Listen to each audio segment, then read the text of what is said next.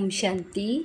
आज है 15 जुलाई की मुरली। तो आज की मुरली में बाबा अपन कह भी एक याद हुई आत्मा पवित्र बनेगी और कर्मातीत बन गई ही आत्मा आगे जा सकेगी, यानी मतलब इन दुनियाओं अलग हो सकेगी, अपना अपने न्यारी प्यारी कर सकेगी। तो एंगे लिए बाबा का भी कर्मातीत बनना, यानी कोई भी याद ना आवे, कर्म करता एक बाबा की याद होनी चाहिए। तो आत्मा को आनो जानो बंद हो जाएगा। एंगो मतलब क्या कि कोई भी याद को नहीं आओ। धारणा में बताइए बाबा को कि बाबा की याद सब जरूरी है।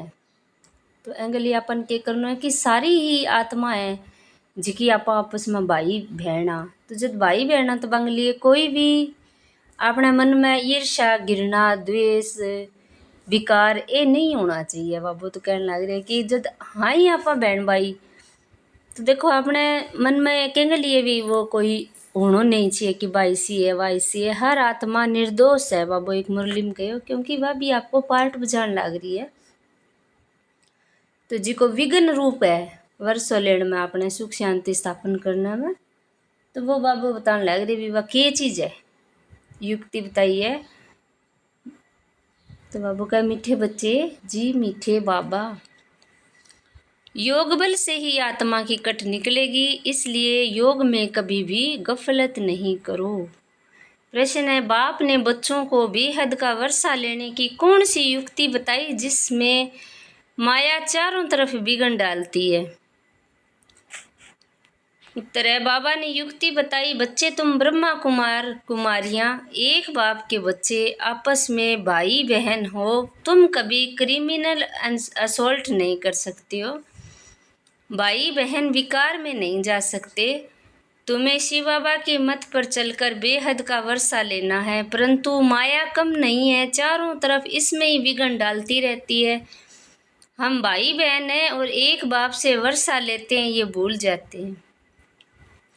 एक परमात्मा की संतान हो गए और आप भूल जावा चीज कि आप भाई बहन तो एक दूसरे के लिए अपना विकारी संबंध हो जाएगा, ईर्ष्या घृणा अपवित्रता सब आने लग जाए।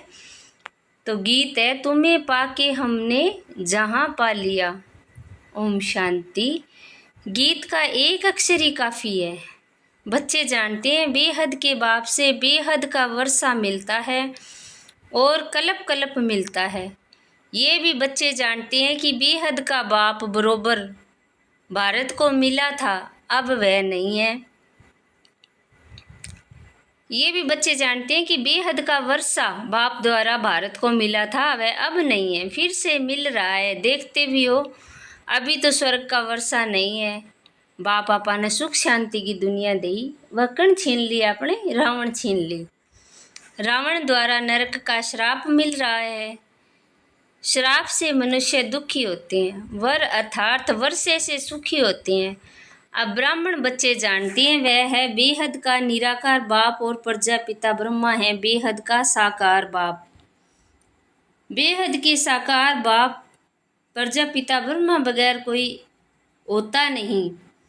बल गांधी जी को बापूजी कहते थे, परंतु कायदेशीर सारी दुनिया सृष्टि का तो वह बापूजी हो न सके।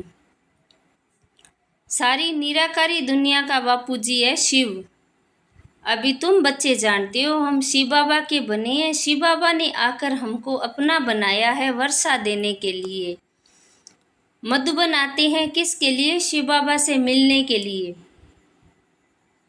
परंतु वह है निराकार। सिर्फ शिव बाबा कहने से समझेंगे नहीं, इसलिए कहा जाता है बाप और दादा। शिव बाबा और ब्रह्मा दादा, दादे का नाम अलग है और बाप का नाम अलग है। वह है निराकार, सबका बाप भी है और सबका दादा भी है। सब बच्चों को बाप दादा से वर्षा मिलता है जरूर। बेहद के बाप से सबको वर्षा मिलता है, वह बाप ही सबका दुख हरता सुख करता है। सतयुग में कोई भी मनुष्य दुखी हो न सके। नाम है स्वर्ग, वह है हेवनली स्थापन करने वाला गॉड फादर। भारत सबसे पुराना है तो जरूर सबसे नया था, तब तो अभी सबसे पुराना हुआ है। सतयुग कलयुग भारत को ही कहा जाता है। बरोबर भारत स्वर्ग था। ये लक्ष्मी नारायण राज्य करते थे। ये बुद्धि में है। अभी तुम लक्ष्मी नारायण के मंदिर में जाएंगे तो झट बुद्धि में आएगा कि इन्हों को है ये वर्षा कैसे मिला। बाबू कहे जब धरती पर स्वर्ग होनी तो मनुष्य जिया इंसान है वह देवी देवता वर्गा बांगा इतनी शांति इतनो सुख हो। अब मंदिरा में जाओ तो झट बुद्धि में आवेगा कि ये इतना ऊंचा हा किया, ये पूज्य कैसे बने, कब राज्य किया, किस द्वारा राज्य पाया, ये सारा बुद्धि में आएगा। आगे लक्ष्मी नारायण के मंदिर में जाते थे, माला फेरते थे, एक्यूपेशन का कुछ भी पता नहीं था। मंदिरा में जाता आपा तो लक्ष्मी नारायण ने देखता लक्ष्मी की भी आपा कितनी पूजा करा दिवाली पर, लेकिन पतो को नहीं आना इतना ऊंचो कण बनायो। अब सिर्फ तुम्हारी बुद्धि में है 100 भी नंबर वार। अभी तुम लक्ष्मी नारायण के मंदिर में जाकर खड़े होंगे तो हर्षित होंगे। बुद्धि में है कि इन्होंने ऐसी प्रारब्ध कैसे पाई। बुद्धि में तो आवा को भी है इतना ऊंचा इतना भाग्यशाली बनया किया। संगम युग पर ही पाई, क्योंकि संगम पर ही पुरानी दुनिया बदलने वाली है। संगम पर ही बाप ने आकर राजयोग सिखाया था। ये भी जानते हो बहुत जन्मों के अंत के जन्म में बरोबर ये ब्रह्मा था। ब्रह्मा द्वारा विष्णुपुरी की स्थापना होती है। ये लक्ष्मी नारायण ही अगले जन्म में बरोबर ब्रह्मा सरस्वती थे। ब्रह्मा के साथ ब्राह्मण और ब्राह्मणियां भी होंगे। सतयुग में लक्ष्मी नारायण की राजधानी भी थी ना, तो जरूर प्रजापिता भी होगा। अब लक्ष्मी नारायण तो राजा रानियां तो बांगी अगर राजधानी बनेगी। तो तुम जानते हो हम पुरुषार्थ कर रहे हैं। जिन्होंने कल्प पहले पुरुषार्थ किया है वह हम साक्षी हो देखते हैं। एक होता है राजाई घराना, दूसरा होता है प्रजा घराना। उसमें भी कोई बहुत साहूकार होते हैं, कोई कम होते हैं। राजाओं में भी कोई बहुत साहूकार कोई कम साहूकार होते हैं। तुम लक्ष्मी नारायण के मंदिर में किसको भी समझा सकते हो कि इन्होंने ये राज्य कैसे पाया। अब फिर से वही अपना राज्य भाग्य ले रहे हैं। राजधानी स्थापन हो रही है, कितना सहज है। अम्बा कौन है ये भी नहीं जानते। तुम कहेंगे ये तो जगत अम्बा है। कल्प पहले भी जगत अम्बा जगत पिता थे, उन्हों के हम बच्चे थे। संगम पर बाबा राजयोग सिखा रहे हैं। जगत अम्बा के बच्चे भी ढेर है, परंतु इतने सभी को तो बिठा नहीं सकते। अभी तुमको ज्ञान का तीसरा नेत्र मिला है। बाबा ज्ञान का सागर है तो जरूर बच्चों को ज्ञान ही देंगे। उनको न मनुष्य कहेंगे न देवता, उनको परमात्मा ही कहा जाता है। तुम कोई के मंदिर में जाओ तो उनकी बायोग्राफी बता सकते हो। राम के लिए तुम समझा सकते हो। चंद्रवंशी घराना अभी स्थापन हो रहा है। ब्रह्मा द्वारा ब्राह्मणों का धर्म स्थापन होता है। ब्रह्मा का नाम कितना बाला है। ब्रह्मा द्वारा बाप ब्राह्मणों को रचते हैं। तुम ब्रह्मा कुमार कुमारियां होने से जानते हो हम एक बाप के बच्चे आपस में भाई बहन हैं। फिर हम क्रिमिनल असॉल्ट कर नहीं सकते, भाई बहन विकार में जा नहीं सकते। बाप ने ये युक्ति रची है ड्रामा अनुसार। तुम भी ब्रह्मा कुमार, हम भी ब्रह्मा कुमारी। वास्तव में सारी दुनिया बीके है, परंतु जानते नहीं हैं हम शिव बाबा की मत से बेहद का वर्षा ले रहे हैं। माया भी कम नहीं है, चारों तरफ विघन डालती है। हम भाई बहन हैं, एक बाप से वर्षा लेते हैं, ये भूल जाते हैं। ये तो अच्छी रीति समझते हो कि सतयुग में एक ही धर्म रहता है, बाकी सब धर्म खत्म हो जाने हैं। ये भी जानते हैं, ये भी बच्चे जानते हैं। ये कोई नई बात नहीं है। 5000 वर्ष बाद ये चक्कर फिरता है। तिथि तारीख भी लिखी हुई है, ये बुद्धि में रहना चाहिए। हम शिव बाबा से इस युक्ति से वर्षा लेते हैं। लक्ष्य तो मिला हुआ है ना, बाप को याद कर बाप से वर्षा लेना है। याद अर्थात योग से ही कट निकलेगी, इसमें कोई गफलत ना हो। इसलिए मुरलियाँ मिलती है। निश्चय बुद्धि पक्का है तो बल कहाँ भी चला जाए। समझो मुरली नहीं मिलती तो बुद्धि में तो है ना कि हम बाबा का बन गया। बाप ने समझाया है आत्मा तमो प्रधान बनी है। अब तुम बाप को याद करो तो सतो प्रधान बनेंगे। ये महामंत्र एक बाप ही बताते हैं और कोई बतला न सके। बाप ही कहते हैं मीठे मीठे बच्चे, याद के बल से तुमको तमो प्रधान से सतो प्रधान बनना है। ये अक्षर है परंतु किसकी बुद्धि में नहीं आता। अब तुम समझते हो बरोबर। कल्प पहले भी बाबा ने ये अक्षर कहा था कि देह के सब धर्मों को छोड़ अपने को आत्मा समझो। देह का धर्म की है ईर्ष्या घृणा, देह का धर्म है। ये सब देह के धर्म है ना। सबका बाप एक ही है। सब आत्माएं उस एक बाप को पुकारती है। पोप ही गॉड फादर को याद करते हैं, कहते हैं ओ गॉड फादर रहम करो, इन मनुष्यों को क्रोधी बुद्धियों को पलटाओ तो ये आपस में लड़े नहीं। अब एक बाप की संतान हो गया, आपस में लड़े भिखारी बने, याद तो बाप को ही करेंगे ना, और कोई को याद नहीं करते। शिव बाबा को ही पुकारते हैं कि आकर पतितों को पावन बनाओ। पावन बनेंगे फिर तो इस छीछी रावण की दुनिया में रह नहीं सकेंगे, फिर जरूर नई दुनिया चाहिए। कलयुग से बदलकर सतयुग होगा ही ना। परंतु इतना भी नहीं समझते। एक डॉक्टर आया था, कहता था कलयुग तो कलयुग ही चलेगा। अरे सदैव कलयुग ही कैसे चलेगा? कलयुग कोई अच्छा है क्या? समझते थोड़ी है, सिर्फ भावना है। औरों को ले आते हैं, उनको तीर नहीं लगता, और कोई आने वाले को तीर लग जाए तो भी कुछ न कुछ दलाली मिल जाएगी, स्वर्ग में तो आ जाएंगे। बाप से थोड़ा भी आकर सुनते हैं तो स्वर्ग में जरूर चले जाएंगे। फिर भी हेवनली गॉड फादर के सामने आकर बैठे हैं।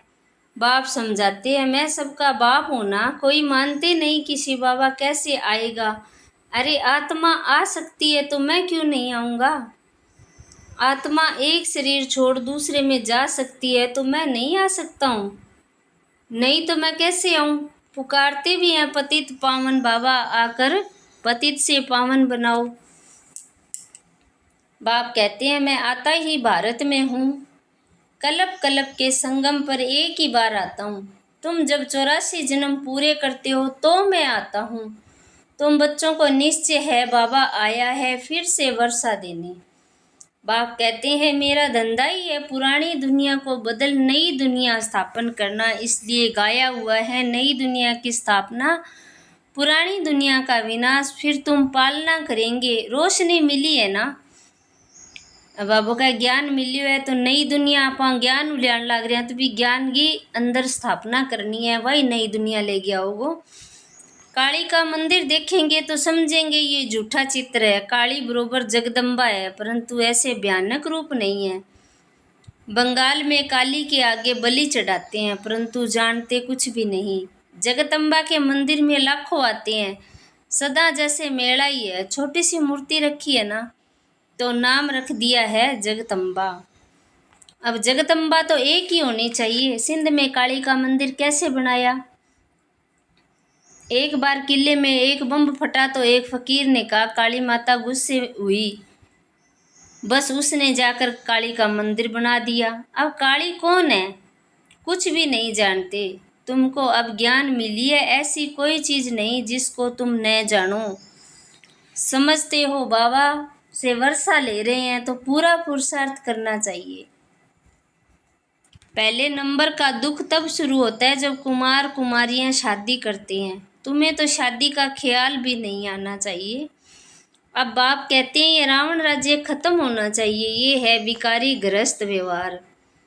देवी देवताओं के लिए गाते रहते हैं, ये किसको पता नहीं कि इन देवताओं को निर्विकारी बनाने वाला कौन है। अब मुरली चली जब ब्रह्मा कुमार कुमारियां ही बाबा का आगे बैठे जद बाबा बताने लग रहे हैं मुरली के बारे में कि शादी को ख्याल नहीं आना चाहिए। सतयुग है संपूर्ण निर्विकारी दुनिया। शास्त्रों में फिर दिखा दिया है कि वहाँ भी विकार थे परंतु वह है संपूर्ण निर्विकारी दुनिया। विकारी दुनिया और निर्विकारी दुनिया में कितना फर्क है, ये बातें और किसकी बुद्धि में नहीं है। तुम जानते हो लक्ष्मी नारायण का राज्य था तो कितने थोड़े मनुष्य थे, एक ही धर्म था फिर वृद्धि को पाया है, चक्कर भी पूरा लगाना पड़े तब कहेंगे पूरी धरती पर चक्कर लगाया, समुंदर का तो चक्कर लगा न सके। सतयुग में थोड़े हैं तो कितनी थोड़ी जमीन लेते हैं। अब मनुष्य सृष्टि की हद पूरी होनी है, ऊपर में थोड़ी आत्माएं जो है वह आती जाएगी, मनुष्य बढ़ते ही रहते हैं। जब वहाँ से आत्माएं आना पूरी हो जाएगी तब कर्मातीत अवस्था को पाएंगे। फिर आत्माओं को शरीर छोड़कर जाना है, उनका आना और तुम्हारा जाना होगा। थोड़े थोड़े आते रहेंगे, आते रहते हैं, समझ की बात है ना। हम पहले पहले जाकर वहाँ रहेंगे, हमारे होते कोई रहना नहीं चाहिए। ये विस्तार की बातें हैं। बच्चों को फिर भी याद, बाप कहते हैं अपने प्यारे बाबुल को याद करो, तुमको फ़ायदा है बाप को याद करने में। ये हिस्ट्री ज्योग्राफी तो तुम्हारे तो मनुष्य बहुत पढ़ते हैं, बहुत दूर दूर जाते हैं, चांद में भी जाते हैं, ये है साइंस का घमंड। अति में जाते हैं, चांद में कुछ खड़ा थोड़ी है, तुम तो सूर्य चांद से भी पार जाते हो। ये ज्ञान तुम्हारी बुद्धि में अभी है, समझते हो। ड्रामा अनुसार बाबा सब बताते हैं, बाप ही कहते हैं मैं तुमको पतित से पावन बनाता हूँ।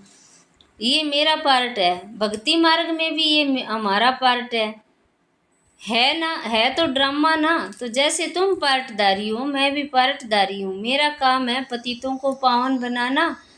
जो कुछ करते हैं तो उनकी महिमा होती है ना। इन लक्ष्मी नारायण की कितनी महिमा है, परंतु उन्हों को ऐसा लायक किसने बनाया। ये सुख धाम के मालिक थे, अभी तो अनेक प्रकार के दुख हैं। आज कोई मरा झगड़ा हुआ, भल किसके पास लाख करोड़ पदम है, परंतु कोई बीमारी आ जाती है तो क्या करेंगे। बिरला के पास कितने पैसे हैं, एक जन्म में पैसा देखने में आता है, परंतु ऐसा कोई नहीं है जिसको कोई दुख नहीं होता। किसी न किसी प्रकार का दुख सभी को होता है।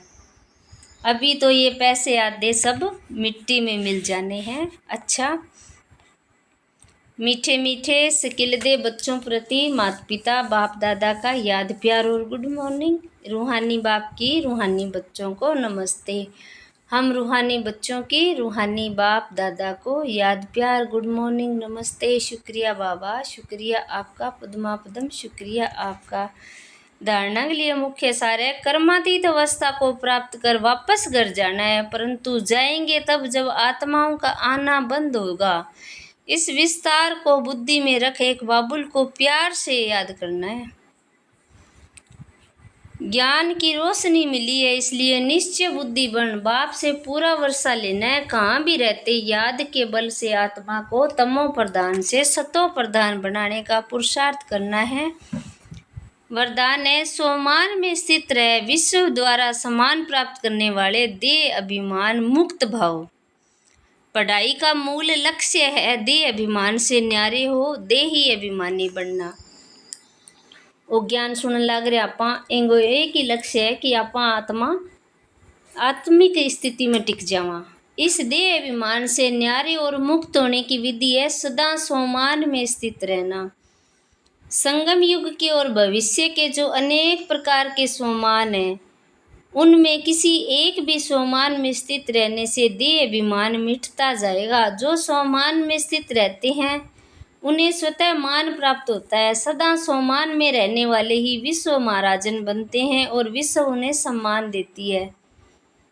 तो सोमान आपने बहुत ज़्यादा बाबा का देड़ है। अभी मैं पवित्र आत्मा हूँ, मैं शांत आत्मा हूँ, मैं देवकुल की आत्मा हूँ, ये याद रखांगा तो आपा सोमान मेरे यहाँ सम्मान मिले वो विश्व। स्लोगन है, जैसा समय वैसा अपने को मोल्ड कर लेना, यही सच्चा गोल्ड बनना है।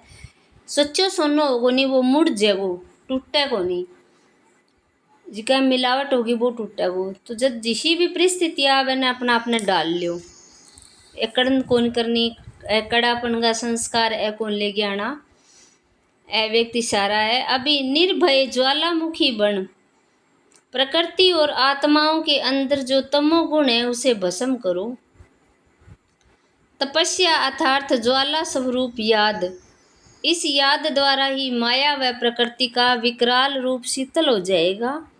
आपका तीसरा नेत्र ज्वालामुखी नेत्र माया को शक्तिहीन कर देगा। तो बस एक बाबा की याद और ज्ञान ही माया ने शक्तिहीन कर सकता, बाकी कोई भी हल कोनी जिको माया वहाँ पा बच सका। अच्छा, ओम शांति।